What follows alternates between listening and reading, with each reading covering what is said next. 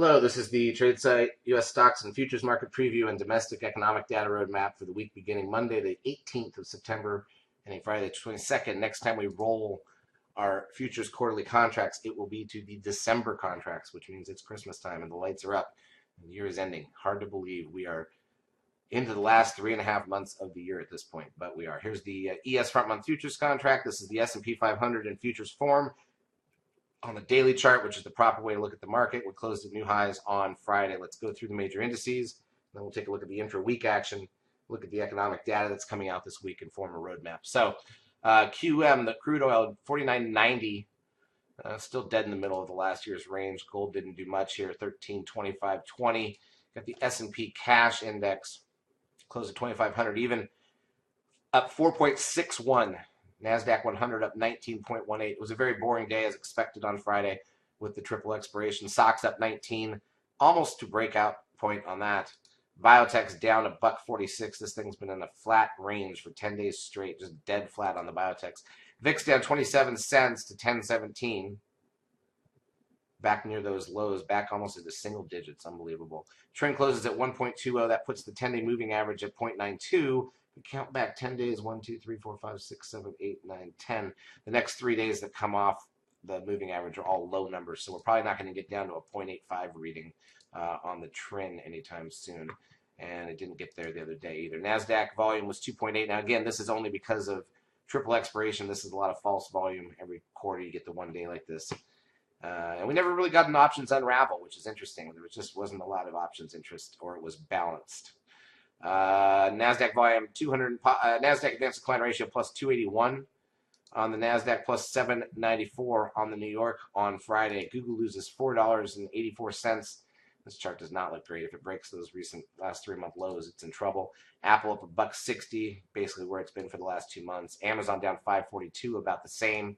None of these stocks making new highs as the market is. Netflix down 28 cents. Not doing much there. Tesla up $2.17. This one's getting back near highs. TLT, the 20-year bond ETF, up 5 cents. That's a blip. Goldman Sachs down $1.63. This thing's been so flat for a while now. Unbelievable. All right, let's take a look at the ES. Let's go to 10-minute chart so we can see the whole week. And this is what we got. Look how flat. I mean, people think, oh, they're at new highs. Yeah, but look at it's not tradable. And this is the triple expiration on top of it. So Monday, a big gap up. Pushed a little higher into lunch, and then just dead flat. And here's the reality of this week. If you take, I mean, we had some nice futures trading was great this week. We were green every day. Stock trading, we had a few that worked really well. We had some nice breakouts, but it was very limited. There wasn't a lot of stuff to do. And here's the reality. Just think about it in this way, and tell me where I'm wrong. We gap up on Monday and push higher into lunch, and then after that point, dead flat. Tuesday, gap up, dead flat. Wednesday, dead flat. Thursday, small gap down that filled, dead flat. Friday, dead flat, and drifted up at the close. I mean, this is not a tradable environment from a stock trading perspective. You can't get anywhere when everything is this flat. And the reality is, even though the S&P, this is what frustrates people that do what we do, even though the S&P is basically up 38 points for the week, okay, a good 16 of that was the gap up Monday morning, and there was another gap up Tuesday morning for another 6 points. So 22 of the points were just the two little gaps, and everything else, and from a trading perspective, was very flat, very narrow, nothing going on. Really, really, really frustrating for traders to sit here and see this. NASDAQ side's even worse. The gap up Monday, and look at this. I mean, we closed Friday, this Friday, inside of the first 10-minute range from Monday. Think about that, and didn't do anything in between. That is a frustrating options expiration week. No unraveling move. You'd expect Friday to be dull because of expiration, but this is just super frustrating to see.